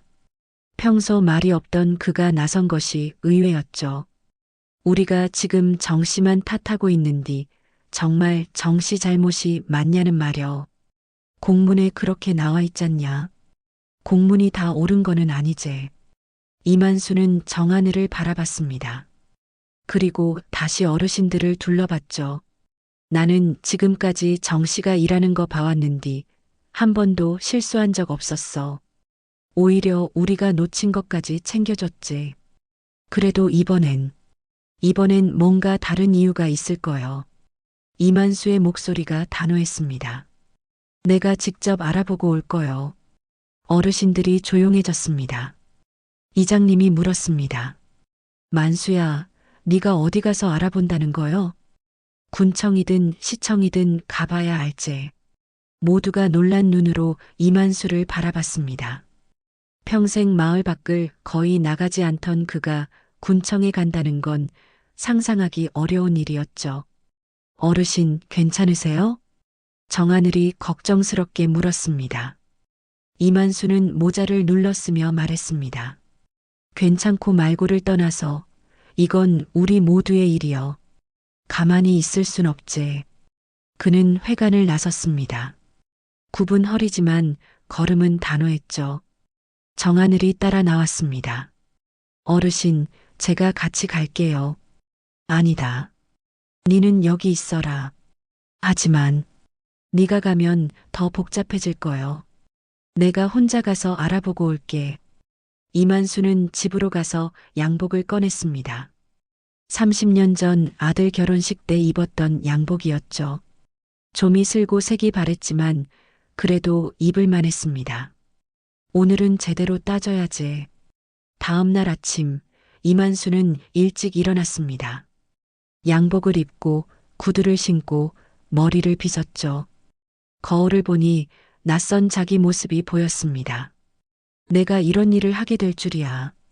버스를 타고 군청으로 가는 동안 이만수는 계속 생각했습니다. 무슨 말을 해야 할까? 어떻게 설득해야 할까? 가슴이 두근거렸습니다. 평생 농사만 짓던 사람이 관청에 가서 따진다는 게 쉬운 일은 아니었죠. 군청에 도착했을 때는 오전 9시였습니다. 민원실은 이미 사람들로 붐볐습니다. 이만수는 번호표를 뽑고 기다렸죠. 1시간이 지나도 차례가 오지 않았습니다. 옆에 앉은 아주머니가 말을 걸었습니다. 어르신은 무슨 일로 오셨어요? 농촌 지원 사업 때문에 왔소. 아, 그거 취소됐다면서요? 우리 동네도 난리예요. 이만수의 눈이 번뜩였습니다. 다른 마을도 취소됐소? 네, 여러 마을이 다 취소됐대요. 예산이 부족하다나 뭐라나. 그럼 정시 실수가 아니라 처음부터 예산 문제였단 말이요? 마침내 이만수의 차례가 왔습니다. 창구에 앉은 젊은 공무원이 무표정하게 물었습니다. 무슨 일로 오셨어요? 농촌 지원 사업 취소 건으로 왔소. 공무원이 컴퓨터를 두드렸습니다. 아, 그거요. 이미 결정된 사항이에요. 왜 취소됐는지 알고 싶소. 예산 부족이에요. 그럼 정안을 주무관 실수가 아니란 말이요? 공무원이 잠시 말을 멈췄습니다. 그리고 조심스럽게 대답했죠. 그건 제가 말씀드릴 수 없는 부분이에요. 왜 말 못하는겨? 상부 지시사항이라. 이만수는 목소리를 높였습니다. 그럼 누구를 만나야 제대로 된 답을 들을 수 있소? 팀장님을 만나보세요. 저쪽 사무실에 계십니다. 이만수는 팀장 사무실로 향했습니다. 문을 두드리고 들어가니 중년 남자가 서류를 보고 있었죠. 누구시죠? 농민 이만수요. 지원 사업 취소 건으로 왔소. 팀장의 표정이 굳어졌습니다. 아, 어르신. 앉으세요. 앉을 시간 없소. 왜 정주무관 탓을 하는 거요? 그게 서류에 문제가 있어서. 무슨 문제? 팀장이 머뭇거렸습니다. 지원 대상이 아닌 농가들이 포함되어 있었어요. 그게 정주무관 실수요? 그렇게 보고가 올라갔습니다. 이만수는 주먹을 쥐었습니다. 거짓말하지 마시오. 다른 마을도 다 취소됐다면서요? 그게 다 정주무관 실수요? 팀장의 얼굴이 빨개졌습니다. 그건 예산이 부족해서 누군가를 희생양으로 만든 거 아니오? 이만수의 목소리가 낮게 울렸습니다. 평생 쌓인 분노가 조금씩 터져나오고 있었죠. 젊고 힘없는 계약직이니까 만만해 보였겠지. 팀장이 벌떡 일어났습니다. 어르신, 그런 추측이 아니라 사실 아니오? 정주무관은 우리 마을에서 새벽부터 밤까지 일했소. 그러나가 실수를 했다고? 난 못 믿겠소. 두 사람이 대치하고 있을 때 문이 열렸습니다. 정하늘이 들어왔죠. 어르신, 니는 왜 왔어? 혼자 보내드릴 수가 없어서. 팀장이 정하늘을 보며 말했습니다. 정주무관, 이미 결정된 사항이야. 너도 인정하고 넘어가. 네, 팀장님. 제가 책임지겠습니다. 그래, 그게 현명한 거야. 이만수가 정하늘을 바라봤습니다. 그녀의 눈에 체념이 보였죠. 이 아는 이미 포기한 거구나. 하지만 이만수는 포기할 수 없었습니다. 아니다. 이건 끝난 게 아니요. 이만수는 팀장을 똑바로 바라봤습니다. 내가 언론에 제보하겠소. 힘없는 젊은이한테 책임 떠넘기는 관청의 실태를 말여. 팀장의 얼굴이 하얗게 질렸습니다. 어르신, 그러실 필요까지는. 필요 있소. 우리 마을 사람들이 다 피해를 받는데. 이만수는 돌아서며 말했습니다. 일주일 줄 테니 다시 검토하시오. 안 그러면 정말 언론에 나갈 거요. 민원실을 나오며 정하늘이 말했습니다. 어르신 괜찮아요. 제가 감당할게요. 아니다. 네 혼자 감당할 일이 아니요. 이만수는 정하늘의 어깨를 잡았습니다. 이번엔 내가 지켜줄게. 꼭. 챕터 7 농부의 선택 작지만 단단한 한마디. 군청을 나온 이만수와 정하늘은 버스 정류장으로 걸어갔습니다. 봄날의 따스한 햇살이 두 사람을 비추고 있었지만 마음은 무거웠죠. 정하늘이 조심스럽게 말했습니다. 어르신, 제 때문에 고생하시는 거 죄송해요. 네 때문이 아니요. 이건 옳고 그름의 문제제. 이만수는 멈춰서서 정하늘을 바라봤습니다. 내가 젊었을 때 비슷한 일이 있었어. 그때는 겁이 나서 아무 말도 못했지. 그래서 평생 후회했어. 정하늘은 이만수의 눈에서 깊은 아픔을 봤습니다. 무슨 일이셨어요? 내 아들 말여. 그때도 억울한 일을 당했는디 내가 나서지 못했어. 그냥 참고 살라고만 했지. 이만수의 목소리가 떨렸습니다. 그 일 때문에 아들이 집을 나갔어. 다시는 안 돌아온다고 하면서. 정하늘의 눈이 흔들렸습니다. 뭔가 알 수 없는 감정이 가슴속에서 일렁였죠. 그래서 이번엔 꼭 지키고 싶었어. 니라도. 두 사람은 버스를 타고 마을로 돌아왔습니다. 마을 어귀에서 이장님이 기다리고 있었죠. 만수야, 어떻게 됐냐? 이만수는 고개를 저었습니다. 쉽지 않네. 하지만 포기하지 않을 거요. 뭘 어떻게 한다는 거요? 내가 방법을 찾아볼게. 그날 밤 이만수는 집에서 오래된 전화번호부를 꺼냈습니다. 거기엔 예전에 알던 사람들의 번호가 적혀 있었죠. 그 중에는 지역 신문사 기자도 있었습니다. 이 사람한테 연락해봐야겠다. 다음 날 아침 이만수는 신문사로 전화를 걸었습니다. 여보세요, 김 기자님 계시오? 네, 접니다. 누구시죠? 나 이만수요. 10년 전에 우리 마을 취재 왔던 거 기억하시오? 김 기자는 이만수를 기억했습니다. 아, 이만수 어르신. 오랜만이에요. 무슨 일이세요? 우리 마을에 큰 일이 생겼소. 한번 와서 봐주면 좋겠는데. 무슨 일인데요? 이만수는 차근차근 설명했습니다. 농촌 지원 사업이 갑자기 취소된 일, 젊은 공무원에게 책임을 떠넘긴 일, 농민들이 피해를 본 일까지. 김 기자는 관심을 보였습니다. 그거 취재할 만한 이야기네요. 내일 한번 가보겠습니다. 전화를 끊고 이만수는 마을회관으로 갔습니다. 정하늘이 어르신들에게 둘러싸여 있었죠. 모두가 걱정스러운 얼굴이었습니다. 정씨, 이제 어떻게 되는 거요? 우리 지원금은 정말 못 받는 거요? 정하늘이 고개를 숙였습니다. 최선을 다해 볼게요. 포기하지 마세요. 하지만 희망은 보이지 않았습니다. 그때 이만수가 나섰습니다. 다들 들어보시오. 내일 기자가 올 거요. 모두가 놀란 눈으로 이만수를 바라봤습니다. 기자가 왜? 이 일을 세상에 알려야지. 그래야 바뀔 거요. 이장님이 걱정스럽게 말했습니다.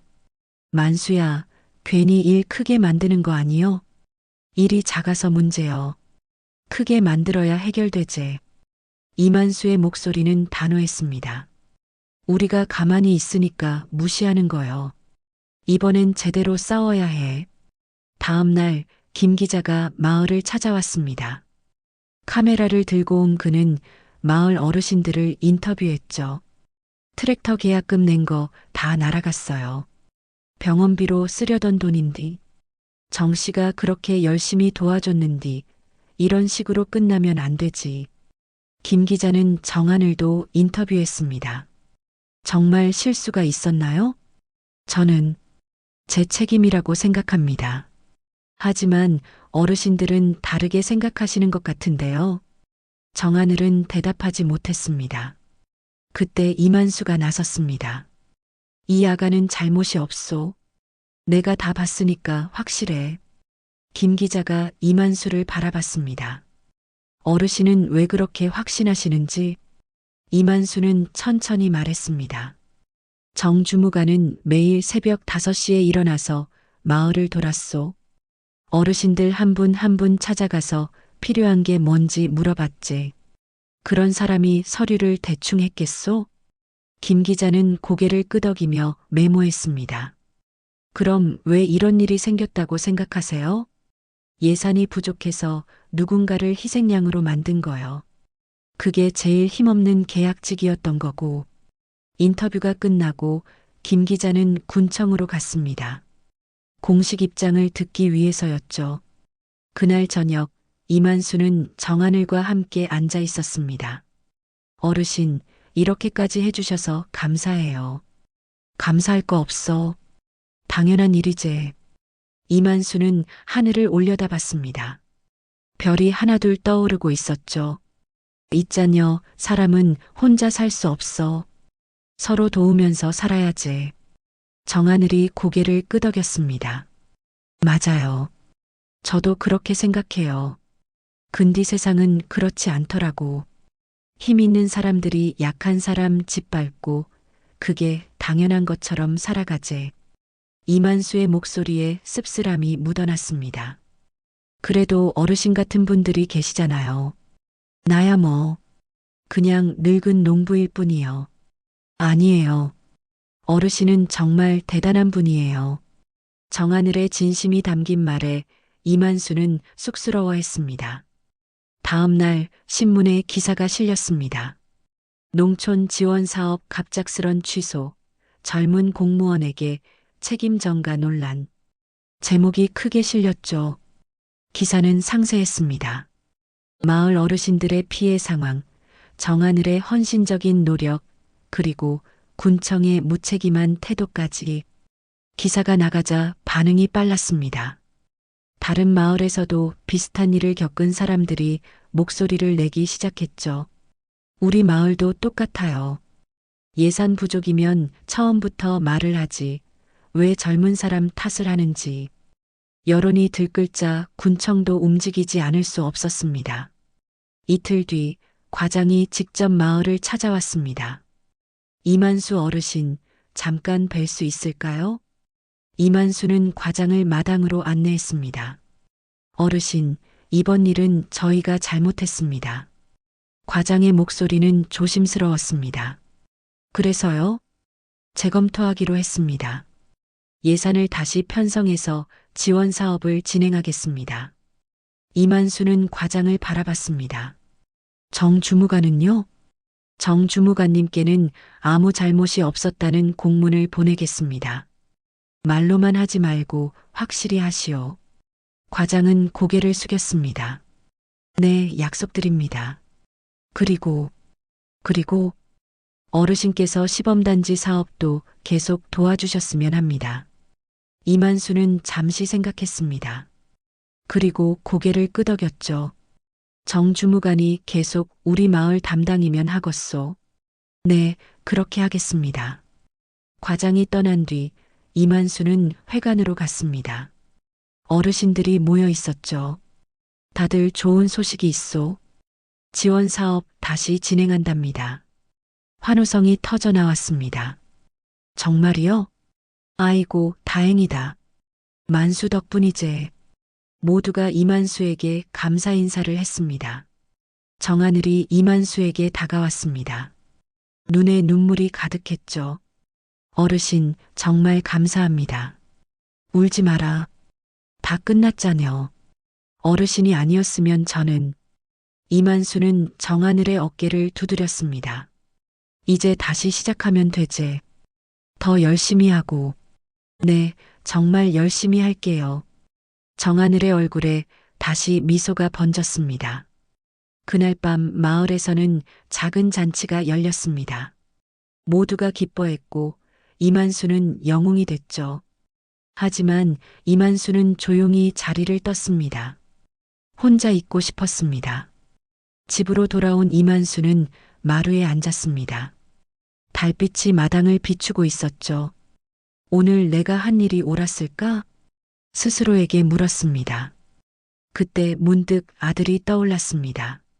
30년 전 억울한 일을 당했을 때 아무도 나서주지 않아 혼자 사귀었던 아들. 그때 자신이 이렇게 나섰다면 어땠을까? 아들이 떠나지 않았을까? 미안하다, 아들아. 이만수는 하늘을 올려다봤습니다. 별이 유난히 밝게 빛나고 있었죠. 어딘가에서 아들이 지켜보고 있을 것 같았습니다. 발자국 소리가 들렸습니다. 정하늘이 다가왔죠. 어르신, 여기 계셨네요. 응, 바람 좀 쐬려고. 정하늘이 옆에 앉았습니다. 어르신, 오늘 정말 멋있으셨어요. 뭐가 멋있어? 그냥 할 일 한 거지. 아니에요. 누구나 할 수 있는 일이 아니에요. 정하늘의 목소리에 존경이 담겨 있었습니다. 이만수는 정하늘을 바라봤습니다. 달빛에 비친 그녀의 얼굴이 누군가를 닮아 있었죠. 혹시? 하지만 이만수는 그 생각을 털어냈습니다. 있잖여. 이만수가 조용히 말했습니다. 사람은 한 번쯤은 용기를 내야 할 때가 있어. 그게 오늘이었던 거요. 어르신의 용기 덕분에 많은 사람이 구원받았어요. 이만수는 고개를 저었습니다. 구원이라니 대단한 거 아니요. 그냥 작은 목소리 하나 낸 거제. 그 작은 목소리가 큰 변화를 만들었잖아요. 정하늘이 미소 지었습니다. 두 사람은 한참을 앉아 있었습니다. 말은 없었지만 마음은 통하고 있었죠. 봄밤의 바람이 두 사람을 감쌌습니다. 따뜻하고 평화로운 순간이었습니다. 어르신, 정하늘이 말했습니다. 저 내일부터 더 열심히 일할게요. 어르신이 지켜주신 자리니까. 그래, 잘해봐라. 내가 지켜볼게.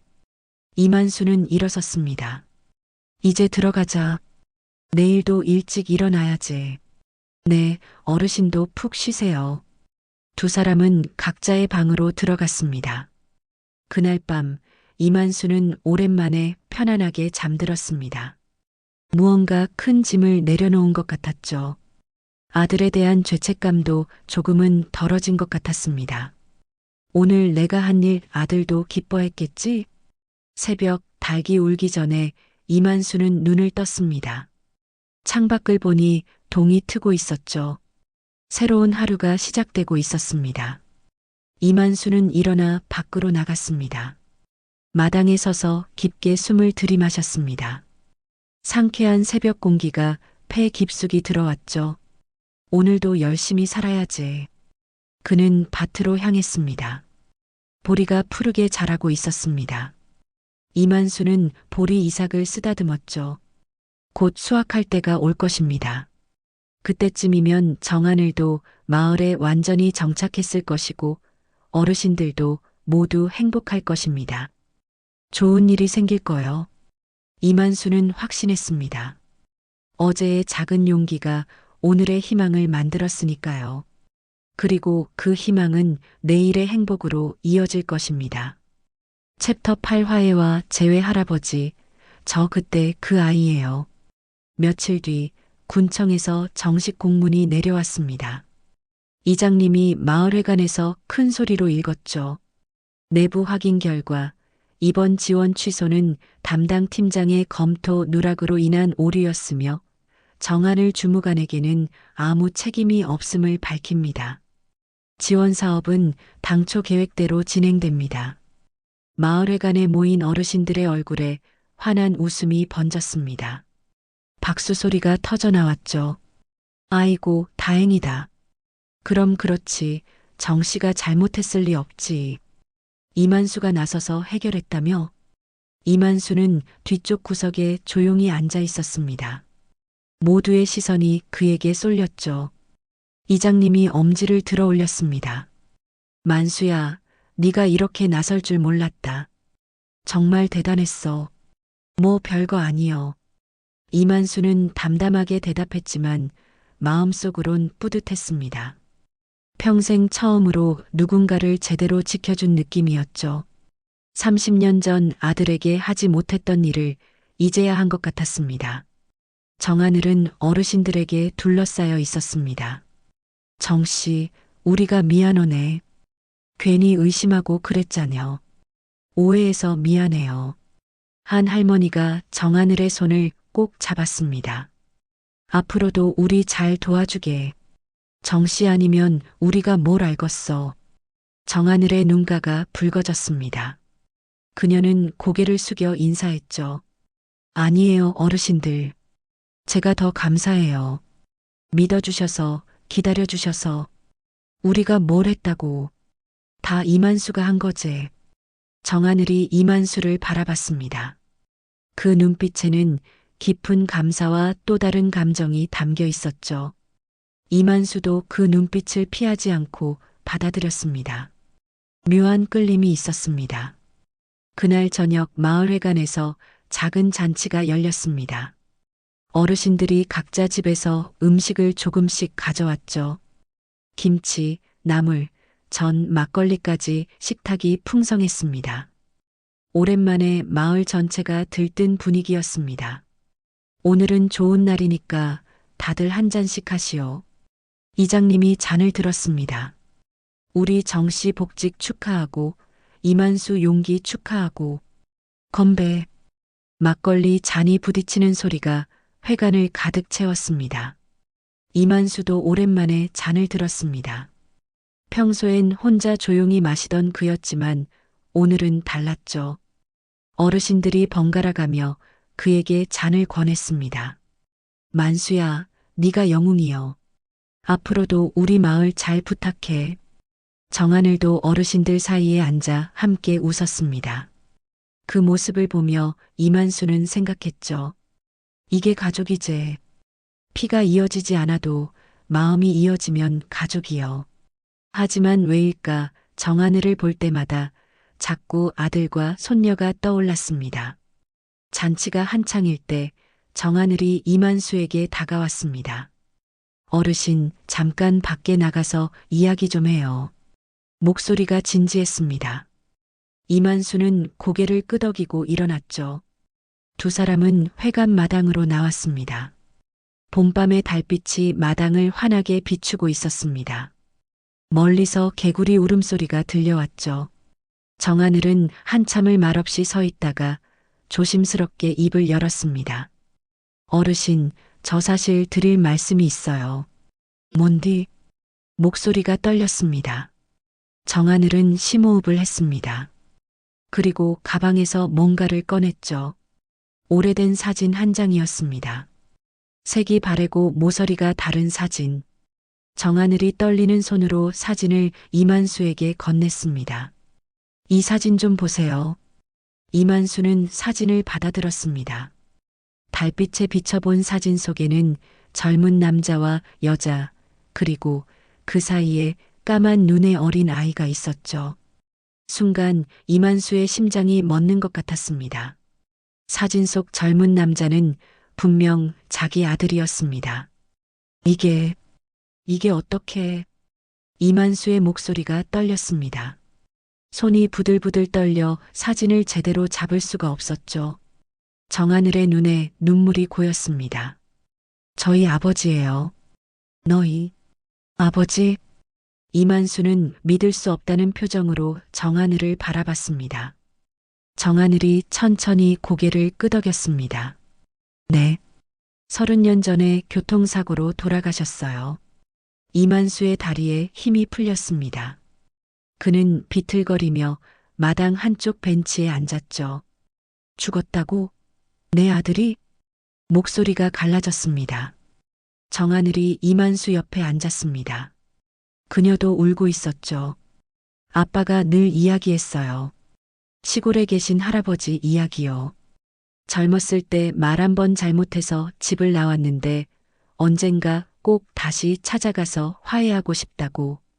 이만수의 눈에서 눈물이 흘렀습니다. 거친 손으로 눈물을 닦았지만 계속 흘러내렸죠. 그런데 왜 안 왔어? 아빠도 용기가 안 났대요. 너무 오래 떨어져 있어서 이제 와서 무슨 말을 해야 할지 모르겠다고. 정하늘의 목소리도 눈물에 젖어 있었습니다. 그러다 사고가 났어요. 고속도로에서 빗길에 미끄러져서 병원으로 옮겨졌지만 결국 이만수는 하늘을 올려다봤습니다. 별들이 흐릿하게 보였죠. 눈물 때문이었습니다. 아빠는 마지막까지 할아버지 이름을 불렀대요. 아버지, 미안하다고, 사랑한다고. 이만수의 어깨가 떨렸습니다. 평생 참아왔던 슬픔이 한꺼번에 터져 나왔죠. 내가 그때 붙잡았어야 했는데. 미안하다고, 네가 옳다고 말했어야 했는데. 정하늘이 이만수의 손을 잡았습니다. 할아버지. 처음 듣는 그 호칭에 이만수는 고개를 들었습니다. 정하늘의 얼굴이 눈물로 범벅이 되어 있었죠. 제가 할아버지 손녀예요. 이하늘이에요. 이만수는 손녀를 바라봤습니다. 까만 눈동자, 곧은 코, 미소 짓는 모습까지 아들을 빼닮았습니다. 이제야 왜 그렇게 익숙하게 느껴졌는지 알 것 같았죠. 그럼 네가 정말 내 손녀냐? 네, 할아버지. 이하늘이에요. 아빠가 지어준 이름이에요. 정하늘, 아니 이하늘이 설명했습니다. 엄마가 재혼하시면서 성을 바꿨어요. 그래서 정하늘이 됐죠. 하지만 제 진짜 이름은 아빠가 지어준 이하늘이에요. 이만수는 더 이상 참을 수 없었습니다.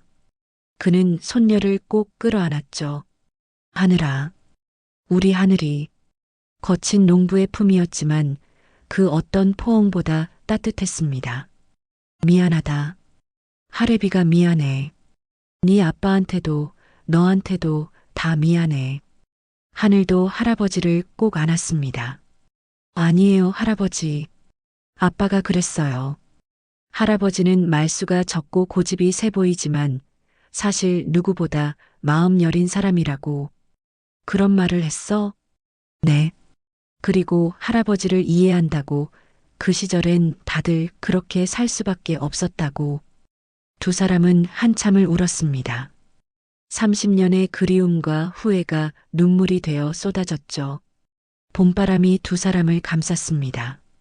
마치 하늘에서 아들이 두 사람을 안아주는 것 같았습니다. 한참을 울다가 이만수가 물었습니다. 그런데 왜 이제야 왔어? 하늘이 눈물을 닦으며 대답했습니다. 저도 오래 찾았어요. 엄마도 자세한 건 모르셨고 아빠가 남긴 기록도 별로 없었거든요. 그러다 우연히 아빠 일기장을 발견했어요. 거기에 이 마을 이름이 있었죠. 그래서 일부러 여기로 온 거요? 네. 처음엔 확신이 없었어요. 이만수라는 이름도 흔하니까요. 그런데 할아버지를 만나고 함께 시간을 보내면서 확신이 들었어요. 아빠가 말씀하신 그분이 맞다고. 이만수는 손녀의 얼굴을 찬찬히 들여다봤습니다. 그동안 어떻게 살았어? 힘들었겠다. 괜찮았어요. 엄마가 잘 키워주셨고 새아버지도 잘해주셨어요. 하지만 항상 뭔가 빈 곳이 있었어요. 아빠의 뿌리, 제 뿌리를 모른다는 게 힘들었죠. 이만수는 손녀의 손을 꼭 잡았습니다. 거칠고 딱딱한 농부의 손과 부드러운 손녀의 손이 맞잡혔죠. 이제 찾았잖여. 네 뿌리가 여기 있어. 네, 할아버지. 두 사람은 벤치에 나란히 앉아 하늘을 올려다봤습니다. 별이 가득한 밤하늘이었죠. 할아버지, 아빠가 늘 말했어요. 봄에 보리밭이 제일 예쁘다고. 그래, 그런 말도 했어? 네. 그리고 할아버지가 만든 된장찌개가 제일 맛있다고. 이만수의 눈가가 다시 촉촉해졌습니다. 그 녀석 된장찌개를 그렇게 좋아했지. 저도 된장찌개 좋아해요. 역시 피는 못 속이나 봐요. 두 사람은 눈물 섞인 웃음을 지었습니다. 할아버지, 하늘이 조심스럽게 말했습니다. 이제부터는 혼자가 아니에요. 제가 있잖아요. 그래, 이제 혼자가 아니제. 이만수는 손녀를 다시 한번 꼭 안았습니다. 네 아빠한테 못 해준 거 너한테라도 다 해주고 싶다. 저도 아빠가 못다 한 효도 제가 대신 할게요. 효도는 무슨, 그냥 옆에만 있어줘도 고맙지. 그때 회관문이 열리며 이장님이 나왔습니다. 뭐 하냐, 들어와서 같이 먹지. 두 사람은 눈물을 닦고 일어섰습니다. 네, 들어갈게요. 회관으로 들어가기 전 하늘이 말했습니다. 할아버지, 우리 관계 어르신들께 말씀드릴까요? 이만수는 잠시 생각하다가 고개를 끄덕였습니다. 그래, 이제 숨길 필요 없지. 두 사람이 회관으로 들어서자 어르신들이 반갑게 맞았습니다. 어디 갔다 왔어? 밖이 추운디 왜 나가 있었어? 이만수가 모두를 둘러보며 말했습니다. 다들 들어보시오. 중요한 이야기가 있소. 어르신들이 조용해졌습니다. 이만수가 하늘의 손을 잡고 말했죠. 정하늘, 이 아가가 내 손녀요. 30년 만에 다시 만난 내 손녀.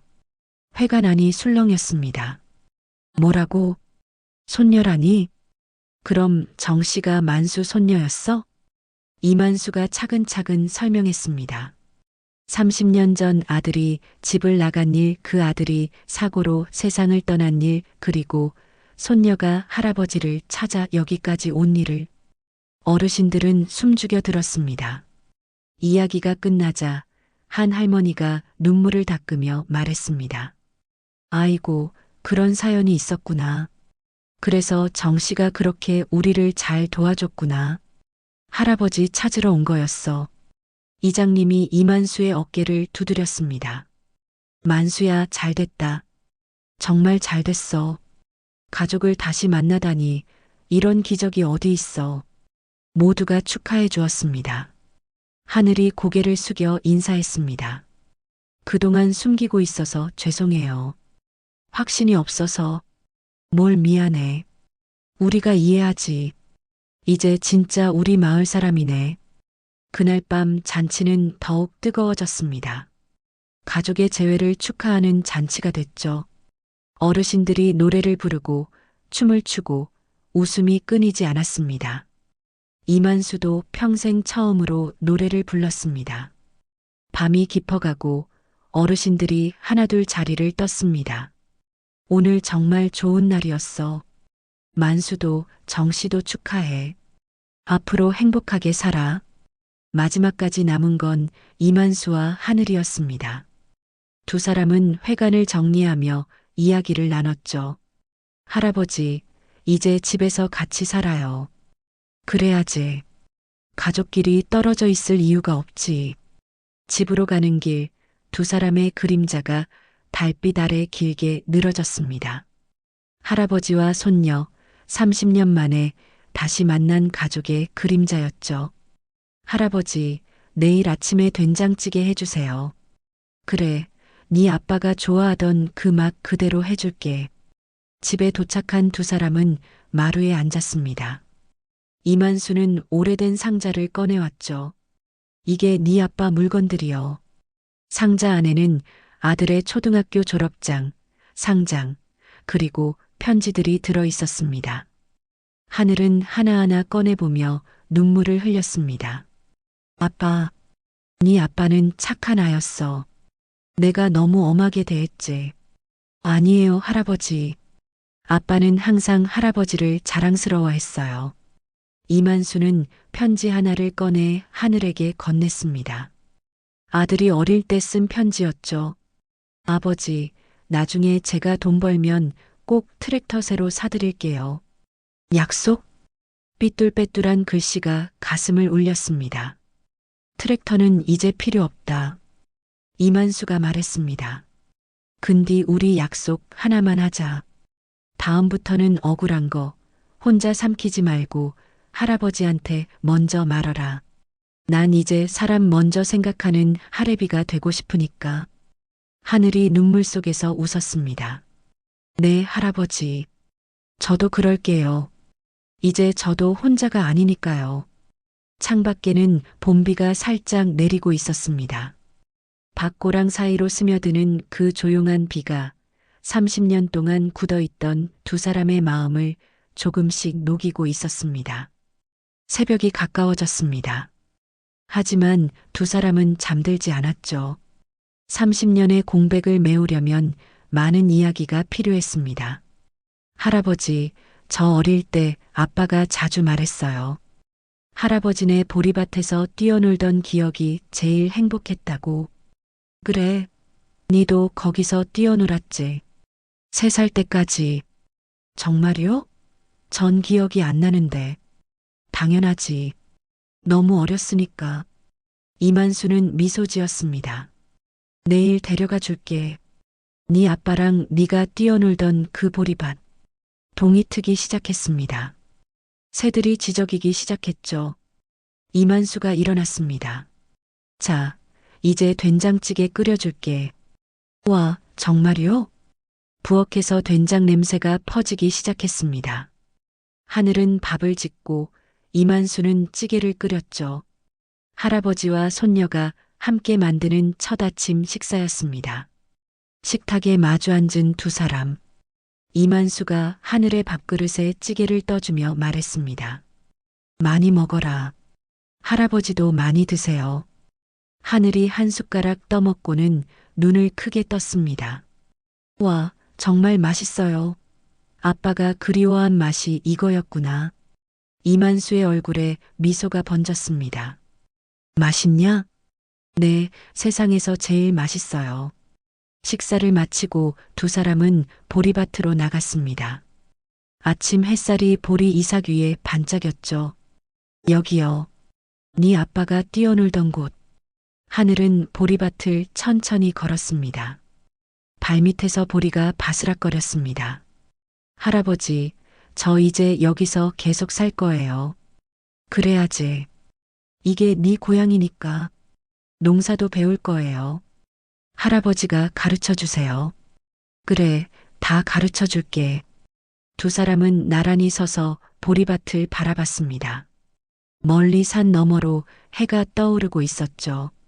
새로운 하루, 새로운 시작이었습니다. 이만수가 조용히 말했습니다. 하늘아, 네 아빠한테 전해줘라. 미안하다고 사랑한다고. 하늘이 할아버지의 팔을 껴안았습니다. 아빠도 알고 계실 거예요. 할아버지 마음. 봄바람이 불어왔습니다. 보리밭이 물결처럼 일렁였죠. 그 바람 속에서 이만수는 아들의 목소리를 들은 것 같았습니다. 아버지, 괜찮아요. 이제 우리 가족 다시 만났잖아요. 이만수는 하늘을 보며 말했습니다. 작은 진심 하나가 한 사람의 인생을, 한 가문의 계절을 바꿔놓을 때가 있다. 그게 우리 이야기네요, 할아버지. 그래, 우리 이야기요. 그날 시골 농부 이만수의 마음에도 늦은 봄이 찾아왔습니다. 30년의 겨울이 끝나고 마침내 봄이 온 것이었죠. 그리고 그 봄은 이제 영원히 계속될 것 같았습니다. 오늘 이야기는 여기까지입니다. 끝까지 시청해 주셔서 감사합니다. 오늘 이야기가 마음에 남았다면 구독과 좋아요를 눌러주시고 더욱 더 빠르게 새로운 이야기를 들어보세요. 당신의 작은 응원이 더 많은 이야기로 돌아옵니다.